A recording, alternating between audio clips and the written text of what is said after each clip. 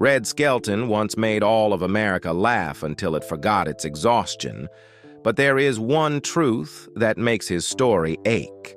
The man who was born to bring joy onto the stage had to learn how to hide his tears from a very early age. His father died before he was even born.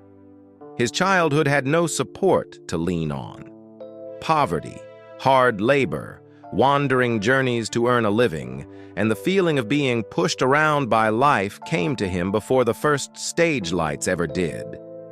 He stepped onto the stage, not as a child raised on dreams, but as a survivor trying to turn his wounds into laughter.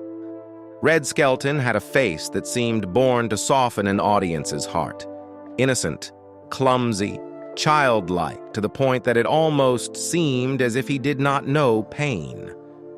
But behind those humorous characters was a man who had endured family loss, the pressure of fame, broken marriages, quiet loneliness, and the kind of tragedy of fatherhood that is not easy to name. Audiences saw a comedic genius.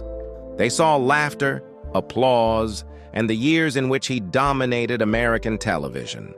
But very few people saw the price behind that smile. Red Skelton was not just a comedian. He was a heartbreaking question. How many times must a person break inside before he can make the whole world laugh?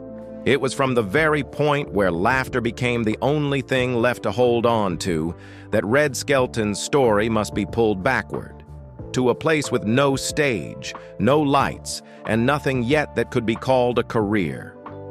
He was born in 1913 in Vincennes, Indiana, into circumstances that were already marked by absence from the beginning.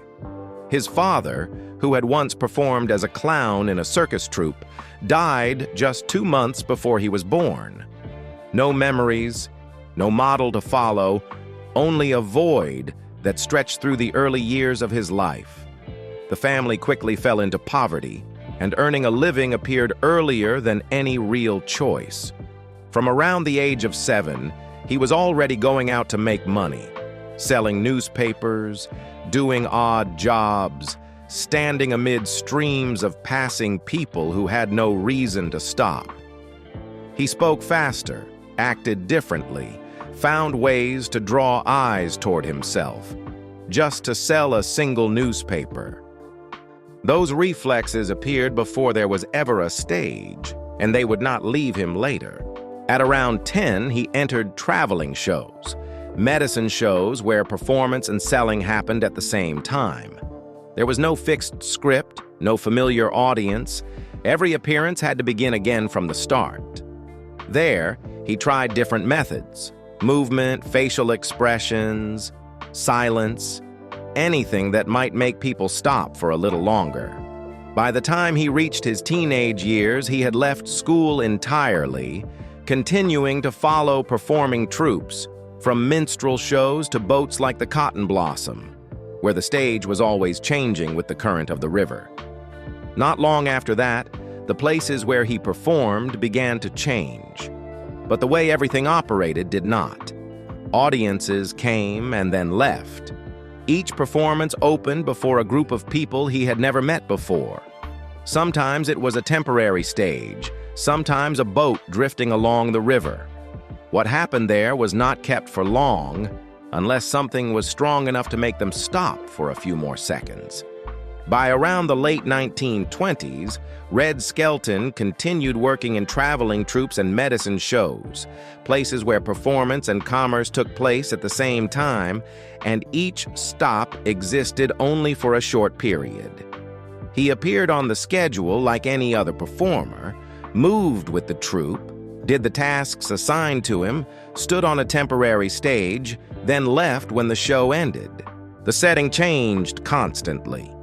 Temporary tents, empty lots, towns where audiences came to watch and disappeared immediately afterward. Each performance did not connect to the previous one in the sense of memory, but only repeated itself through the rhythm of work. Step out, hold attention, leave. There was no fixed audience, no clear accumulation, only immediate reactions, Either they stopped or they turned away. His schooling had already stopped before that, and there was no sign of returning. Time was filled with performances, trips, and long stretches of road between stops, where day and night were no longer divided according to any fixed schedule. What replaced school did not take the form of a system. No lessons, no order, no path. But the repetition of standing before different crowds in different places under different conditions. Each time he had to begin again from the start, with the same demand. Keep them there a little longer before they left as if nothing had ever happened. From the early 1930s, Red Skelton began appearing on burlesque stages, then gradually moved into vaudeville, performance spaces with a clearer structure, but still carrying the constantly shifting rhythm of audiences and locations. He was not tied to one fixed role. At times, he appeared in short comedy bits. At times, he served as host for dance contests that lasted for days, dance marathons, where the host had to hold the audience's attention over an unstable span of time, with material that changed from hour to hour. The shows did not allow exact repetition. The same routine could be adjusted right on stage, depending on the reaction of the viewers, depending on the atmosphere of each venue. During that process, he began working with Edna Stillwell, a woman who did not appear on stage, but gradually came to play a direct role in shaping the material. She selected, edited, and rewrote script segments, while also taking part in negotiating working conditions and pay. These changes did not happen immediately, but over time, his income increased significantly, from around $100 a week to around $500, along with more stable performance contracts. His routines no longer relied only on instant reflexes, but began to have a clearer structure strong enough to be repeated across many shows while still keeping their effect. One of the routines that emerged during this period was donut dunkers, built from very small observations, the way people ate donuts and drank coffee in an ordinary diner. The act did not depend heavily on dialogue, but on rhythm and the differences in behavior among each type of person recreated on stage. That very simplicity made it adaptable to many different kinds of audiences, from small theaters to larger vaudeville stages. From this point, he began to draw more noticeable attention within the performance circuit of that time, not because of a sudden turning point, but because of a routine that could keep audiences there a little longer than before. The small stages gradually receded behind him as Red Skelton entered a different space, one where the audience no longer sat in front of him, but was present everywhere. In 1937, he appeared on national radio on Rudy Vallee's program. There were no longer stage lights to lean on, no physical movement to keep the rhythm, only his voice and the way he placed silence. Every line had to stand on its own. Every pause had to be strong enough to keep listeners from drifting away. The response came quickly and clearly through letters, invitations to return, and later appearances that were no longer merely experimental. A year later, he became the main host of Avalon Time, where the longer running time forced the material to maintain stability throughout the program. Around that same period, he entered film with Having Wonderful Time, appearing alongside Ginger Rogers and Douglas Fairbanks Jr. The studio operated by a different logic. Scenes were broken into smaller pieces, movement was held inside the frame, and everything was repeated until it met the required standard. What had once unfolded continuously on stage was now separated into individual parts, each part more precise, but not always able to keep its original rhythm. By 1941, Red Skelton had his own program, the Raleigh Cigarette Program, where his characters began to appear in clearer forms and return on a fixed rhythm. Clem Cadiddlehopper with his offbeat voice, Junior with his repeated mischievous actions, Cauliflower McPug, Willie Lump Lump. Each one was no longer just a separate routine, but became a structure that could expand across many weeks of broadcasting. Radio held everything together through sound. No setting was needed, no scene transition was needed, only enough detail for listeners to build the images in their own minds. Each time a character returned, it carried what had been accumulated from the previous appearance, instead of beginning again from nothing. Recognition arrived that same year, when he was voted the best new radio star. But alongside that, his work in film continued according to a different rhythm. Throughout the 1940s, he appeared in about 30 films for Metro-Goldwyn-Mayer, with shooting schedules stretching across each production period. The workday began early and ended only when the scenes met the required standard. Every movement adjusted to the position of the camera, every expression stopping at the exact marked point. These two spaces existed side by side within the same schedule. On radio, the material could shift flexibly according to audience reaction and be adjusted almost immediately. In the studio, everything had already been arranged in advance and remained fixed through each retake. One side allowed expansion and transformation, the other demanded precision and repetition. Red Skelton moved between those two systems, carrying characters formed through sound into an environment where most decisions were no longer in his hands. In 1944, Red Skelton received his draft notice. The radio broadcasts stopped, the studio closed its doors to him, and his schedule was replaced by travel between military bases. After his initial training period, he was transferred to Special Services, the unit responsible for performing for soldiers. The shows no longer took place under familiar controlled conditions, but anywhere an audience could be gathered.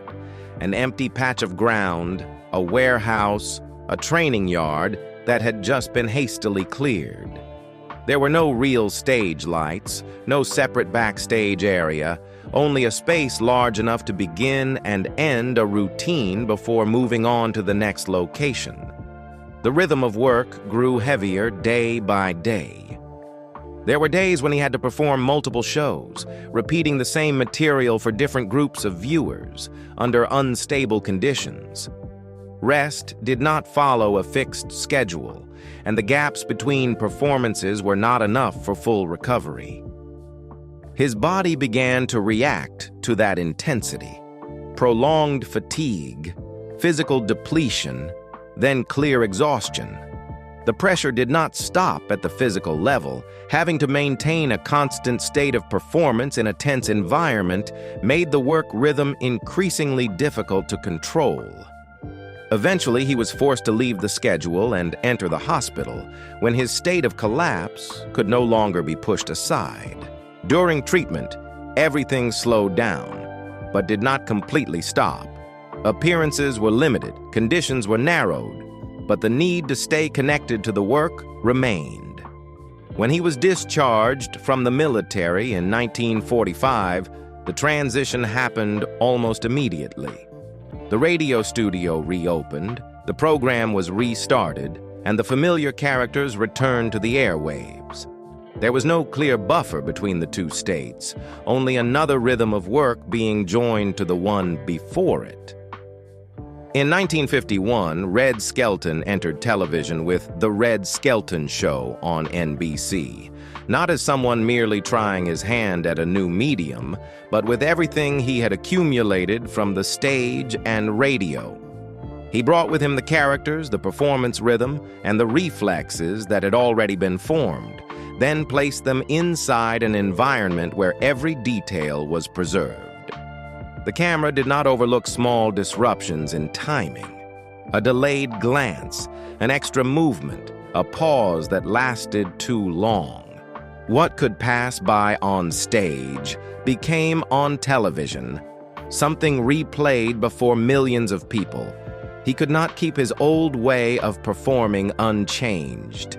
Each character had to be adjusted in the very act of performance, reduced, restrained, leaving only what was necessary so it would not become too much on screen.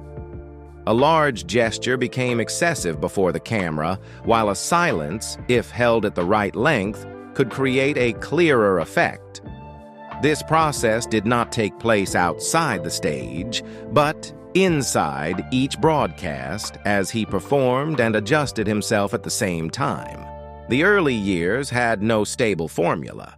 Every appearance depended on keeping the entire program within one continuous rhythm, with no buffer to correct what had already happened. If a segment drifted off course, it had to be pulled back immediately while the performance was still going on.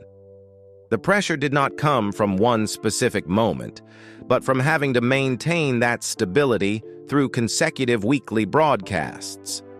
Feedback from the audience and from the system came faster than in the environments he had worked in before. What happened on one evening quickly reflected in the program's position on the broadcast schedule.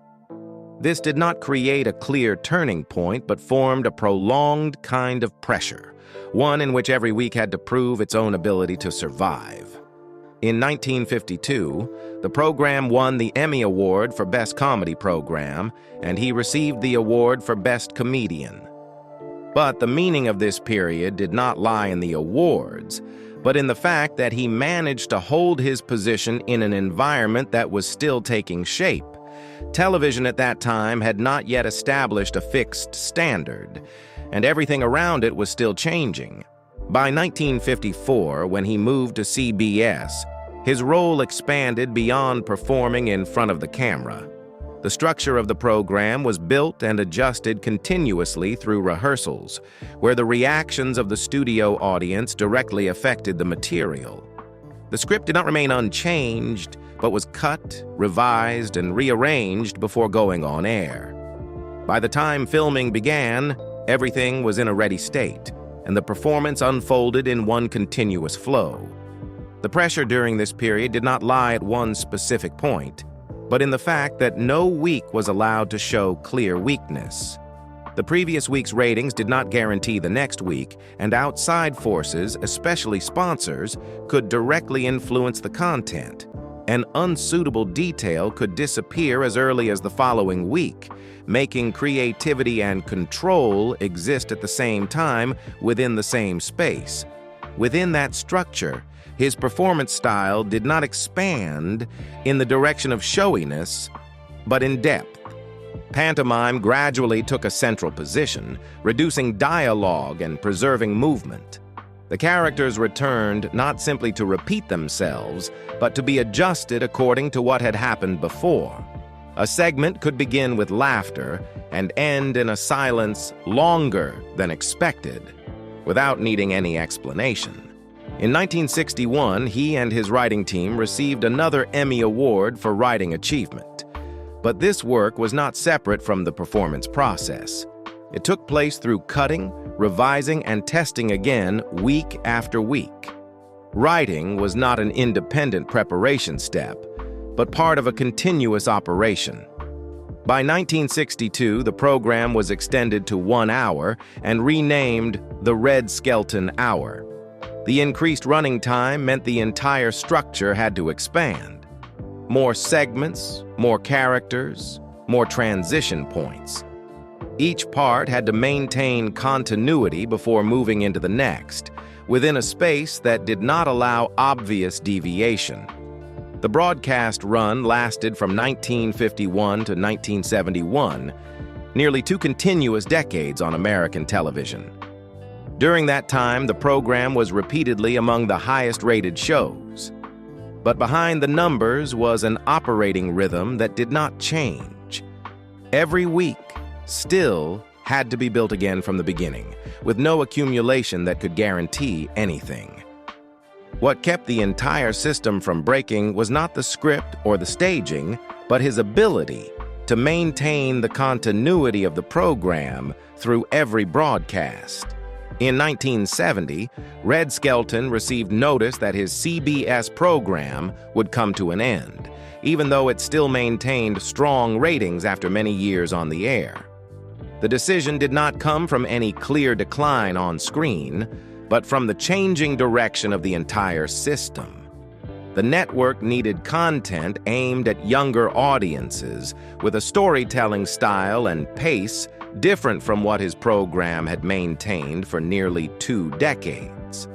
The change took place at the strategic level, beyond the range of adjustment of any specific program.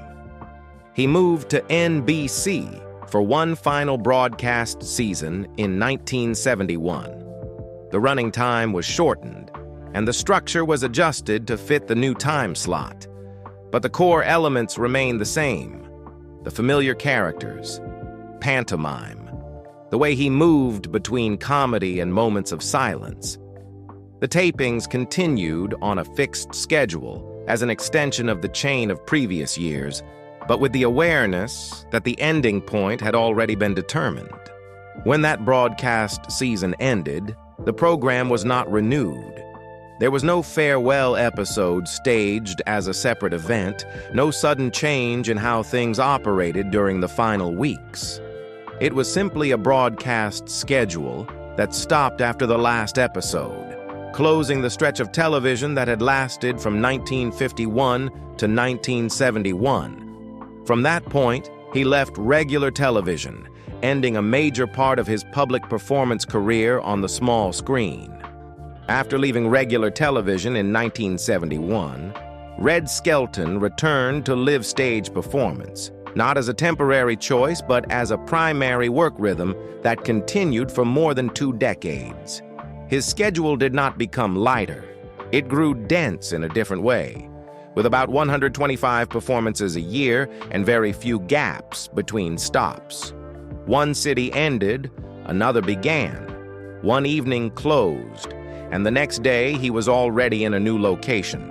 There was no longer a studio or familiar production system, only the stage, the auditorium, and everything unfolding within the same span of time. Before each performance, a process was repeated. The audience received ballots to choose routines from a list of hundreds of segments he had accumulated over the years. Those ballots were collected and processed quickly backstage, forming the structure for that evening's show. The order and rhythm were not fixed, but changed according to the audience's choices, forcing him to keep his entire store of material ready at all times. He could step into any character at any moment without having to prepare again from the beginning. This intensity created a different kind of pressure from television. If a segment did not achieve the desired effect, it had to be adjusted immediately within the flow of the performance. There were nights that began with an audience's hesitation and ended with the entire auditorium transformed. There were also shows that had to keep changing direction so the rhythm would not drop. Each performance became its own experiment, never entirely repeated from any previous one. In that space, Red Skelton's way of performing continued to change. Some familiar characters still appeared, but the way he presented them became more flexible according to the reactions in the auditorium. Pantomime took up a larger place, reducing dependence on dialogue and equipment while silences were kept when attention still held. Sections that needed speed were shortened in order to move into the next part, keeping the entire performance from breaking apart. The pace of about 125 shows a year continued for many years, with the schedule linking one city and one auditorium to another. The stage became the place where the entire process happened in one continuous flow. Choosing the routines, arranging the order, performing, and ending all existed within the same space. There was no intermediate layer to adjust things afterward. Each show took shape and closed in the very moment it happened. Parallel to the stage, another line of work expanded on a scale no less significant: painting. Starting in 1964, Red Skelton began publicly exhibiting his paintings, beginning in a performance space in Las Vegas, a choice not separate from the stage, but directly connected to the place where audiences were already used to seeing him. The clown figures, which he painted repeatedly with many variations in expression, posture, and color, were no longer confined to a private room, but entered the system of exhibitions and sales. The early exhibitions quickly became a regular activity, leading to the establishment of a network of dealers and galleries in multiple cities, where his works were distributed as a stable product line rather than as isolated creations. At the same time, lithograph printing was organized as an independent production process with a clear and expandable structure. Original works were turned into large edition prints, then distributed through dealers, galleries, and mail orders, a form well suited to the scale of an audience already familiar with his name. This chain operated continuously, independent of his performance schedule, creating its own revenue stream, estimated at around $2.5 million per year from the print business alone.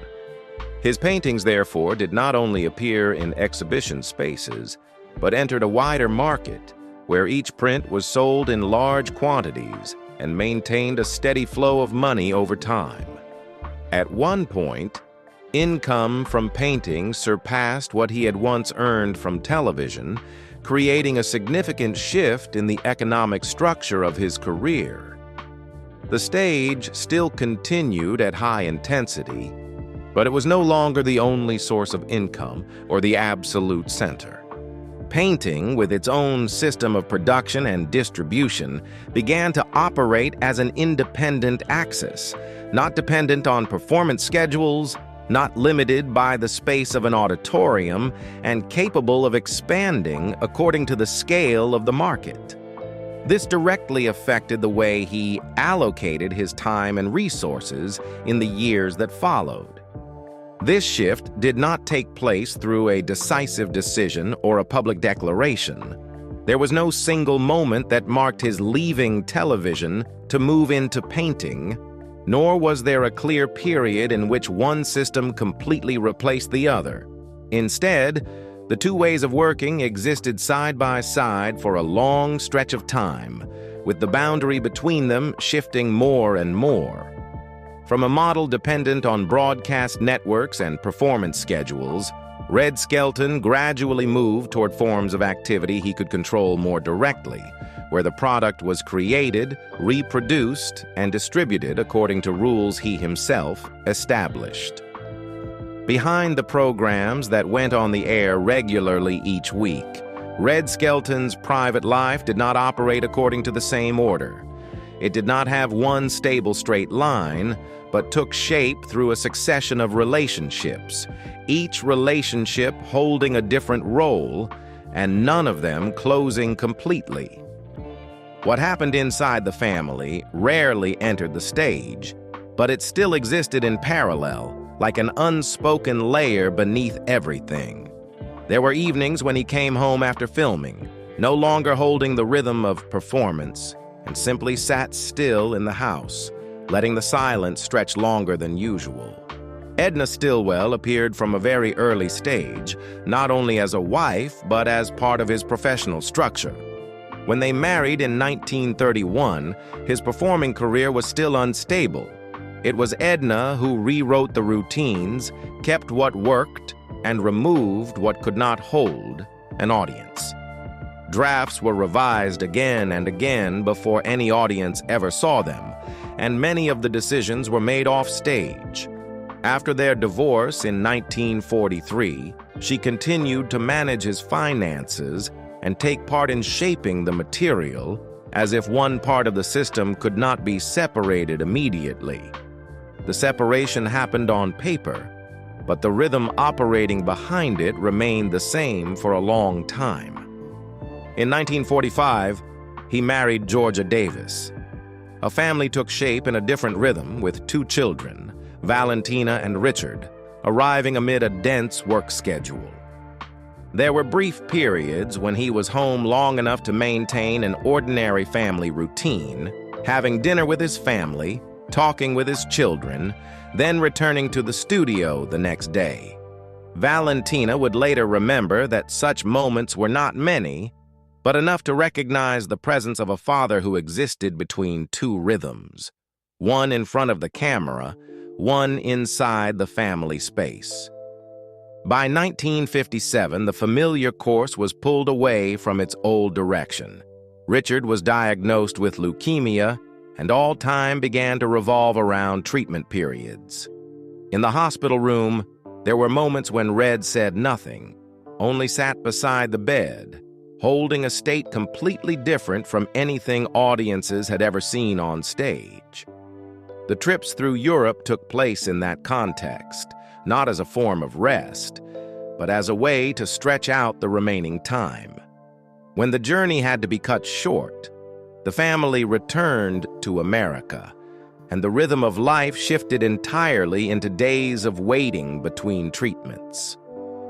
Alongside the treatment periods, the filming schedule was still maintained. There were days when he left the hospital to go to rehearsal, completed the taping within the scheduled time, then returned that very night.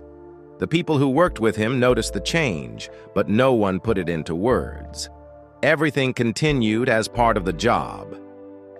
In the hospital room, Georgia was the one who stayed more often, while he moved between two spaces, one that required him to keep the rhythm, and one where there was no rhythm left to keep. There were days when he left the hospital room without saying anything, went straight to the car, still wearing the same clothes from the night before. At the studio, everything began on time. The lights came on, the audience settled in, the opening music rose, just as it did every week. He entered the first segment without changing the script. Clem still appeared, Junior still spoke, Willie still moved according to the rhythm that had already been arranged. Only one thing was different. The pauses lasted longer than necessary, as if something had not yet managed to leave him when the lights had already come on. It appeared in the way he began a line, in the way one movement ended without rushing into the next part. No one named it, but it was there, repeating through each segment, enough to slightly shift the familiar rhythm that the audience still thought had not changed. The taping was still completed like every other week. The laughter came in the right places. The program ended on time. But when the lights went out, he left more quickly than before. Not staying, not lingering. The road back no longer led toward the studio, but back to the room where everything could no longer continue in the same way. On May 10th, 1958, Richard died, 10 days before his 10th birthday. The hospital room stopped there, the tubes were removed, the footsteps grew thinner, the door closed earlier than usual.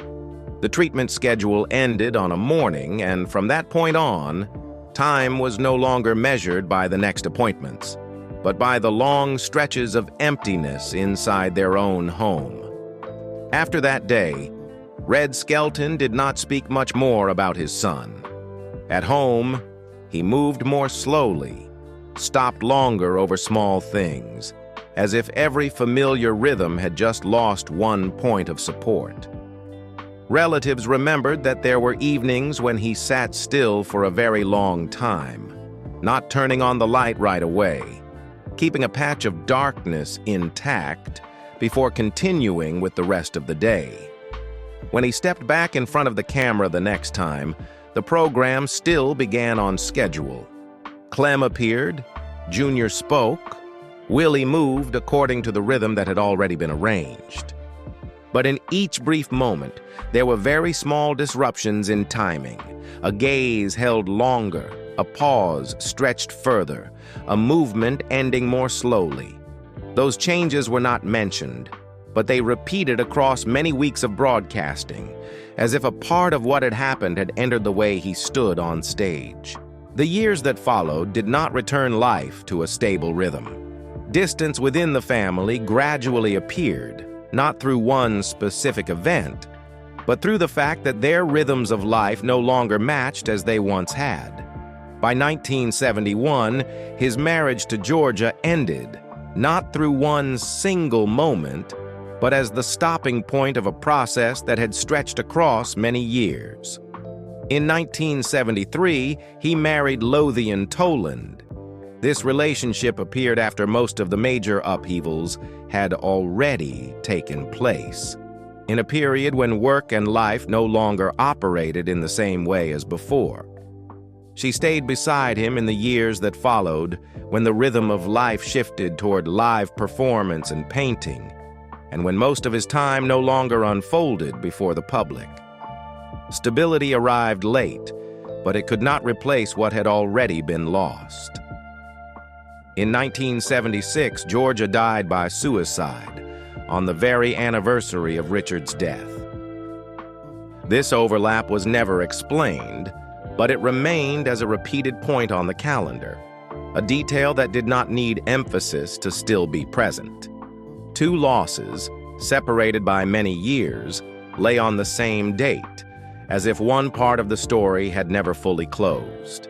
His entire private life did not form one long, stable period. The relationships did not succeed one another in a way that replaced what came before, but overlapped at certain points in time. One person left but still remained influential. One family took shape and was then interrupted. One new relationship appeared while the traces of the old ones had not yet disappeared.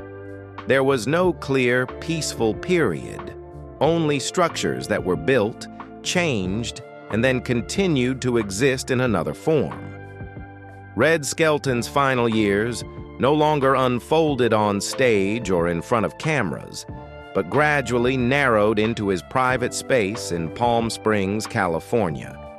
He spent most of his time in his studio, where easels were always set up, and paintings of clowns continued to appear steadily. The rhythm of life was no longer broken into pieces by broadcast schedules or filming times. The day began early and ended early, most of it passing in silence. A man who had once lived by the immediate reaction of an audience entered a life that almost no longer had the sound of response. Only paint, canvases, and clown faces repeated like a memory that refused to leave. By then, family held a different place than before.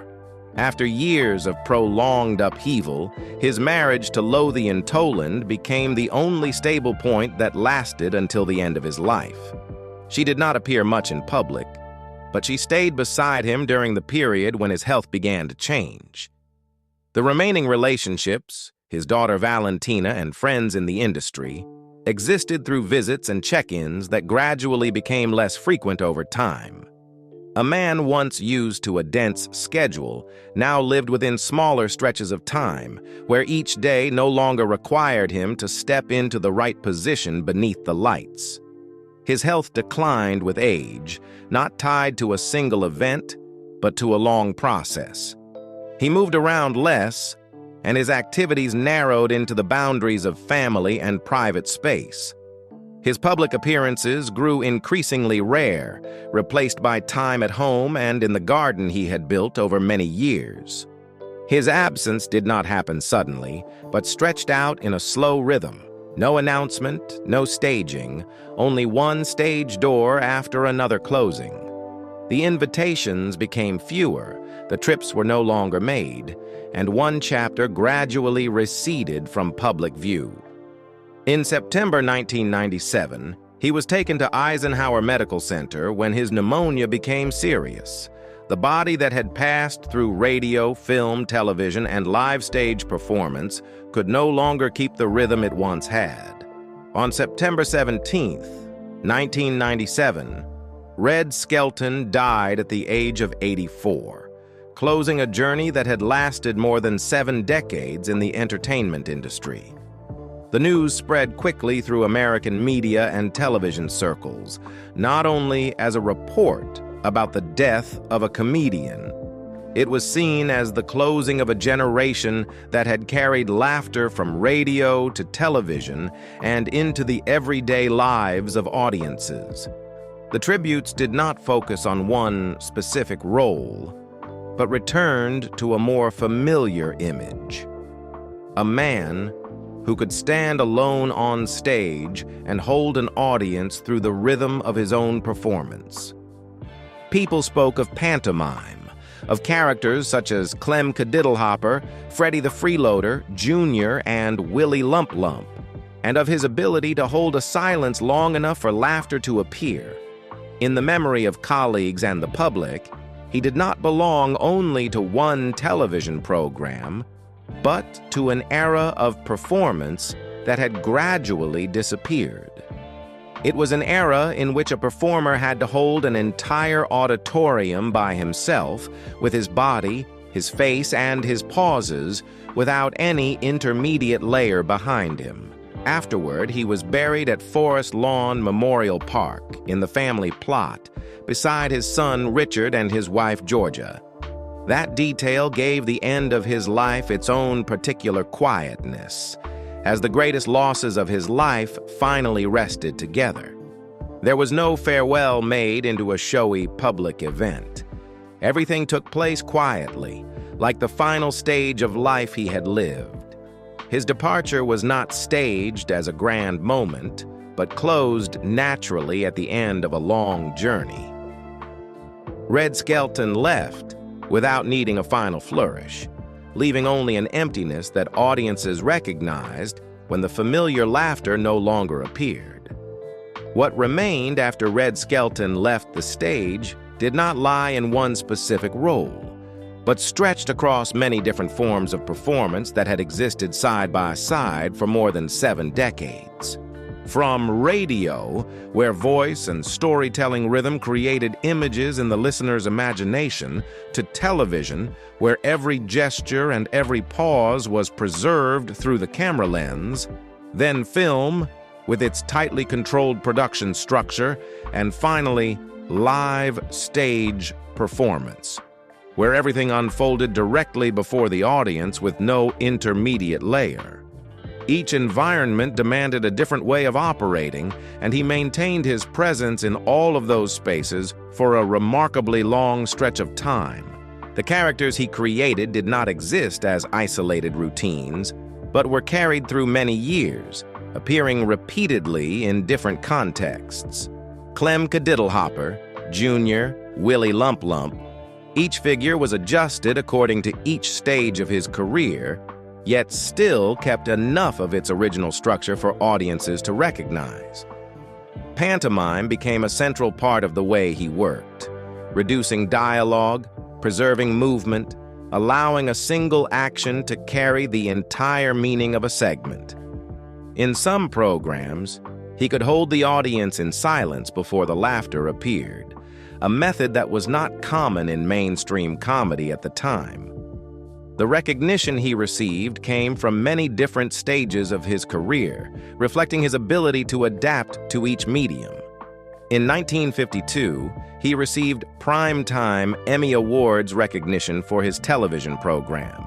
In 1961, he and his writing team were honored again with an Emmy for writing achievement.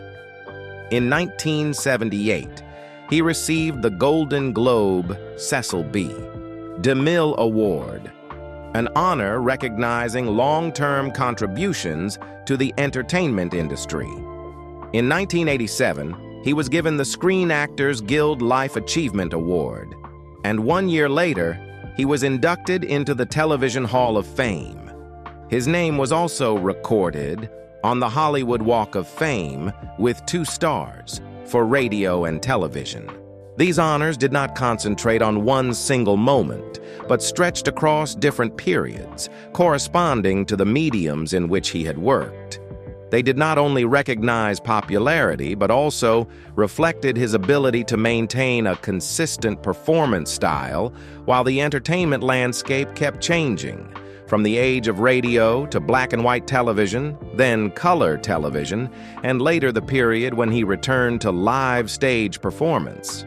His influence was not shaped as one specific school, but existed in the way later performers handled silence, timing, and the building of recurring characters across multiple contexts. A routine did not necessarily have to go straight toward the punchline. It could stop, shift direction, then return at a different rhythm. That approach continued to appear in many later forms of programming, even as performance styles changed. Red Skelton's life did not follow the familiar curve of a star.